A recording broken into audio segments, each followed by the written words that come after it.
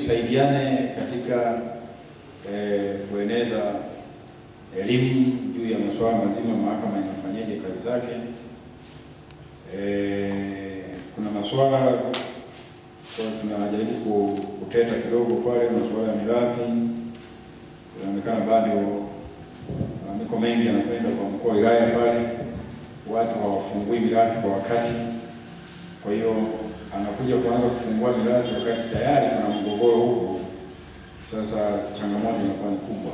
Kwa hiyo kwa wazee ambao mna majukwaa, basi mtusaidie kutoa hiyo elimu. Ni vema mirathi mara baada ya mtu kutangulia mbele ya haki, ni vema ikafungua mirathi ili waweze kupatikana wale ambao kwa mujibu wa sheria na taratibu ndio wana mamlaka ya kuweza kusimamia chochote kinachotokea, kwa maana ya wale wasimamizi wa mirathi, ili kuweza kupunguza malalamiko ambayo yanakuwepo. Lakini pia kuna mambo mengine ya kuhimizana tu ya kujaribu kutekeleza utaratibu wa kisheria ambao upo. Mtu anaposhindwa shauri katika mahakama moja, basi badala ya kuanza kuzunguka kwenda kwa mkuu wa wilaya, kwenda TAKUKURU, kwenda wapi, nafikiri kama hajalizika afuate utaratibu ukata rufaa ili mambo mengine yaende, kwa sababu ili hawa waheshimiwa mkuu wa wilaya na wengine waweze kufanya mambo mengine haya ya kimaamuzi yaweze kufanyika na chombo husika. Mheshimiwa Jaji, hapa wilayani tunafanya kazi kama timu, kuanzia ngazi ya mahakama za mwanzo mpaka ya wilaya.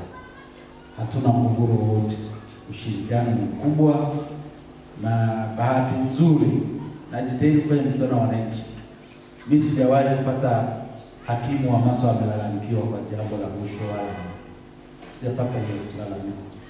Kwa hiyo ni heshima kubwa sana kwa mahakama na uadilifu wa mheshimiwa mahakimu. Mimi ningeambiwa ningesema. Kwa hiyo tunashukuru sana. Lingine, saa hizi tumeagizwa kuwe na mahakama kwenye ngazi ya kata, na tumetoa maelekezo. Mheshimiwa, tutakuhakikishia tunapofanya law day next year, sisi tutakukabidhi viwanja vya kata 36 ikiwemo eneo la mahakama na eneo la kujenga nyumba za mahakimu katika maeneo husika.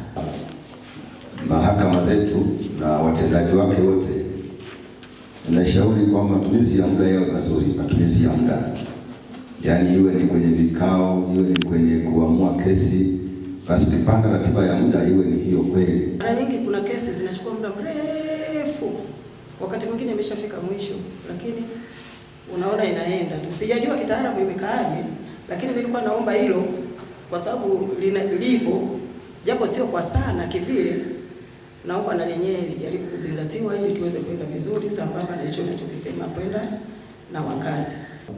Sisi kama wasaidizi wa sheria tunaomba kuendelea kushirikishwa katika shughuli zozote zinazohusu masuala ya utoaji wa haki katika muktadha wa sheria.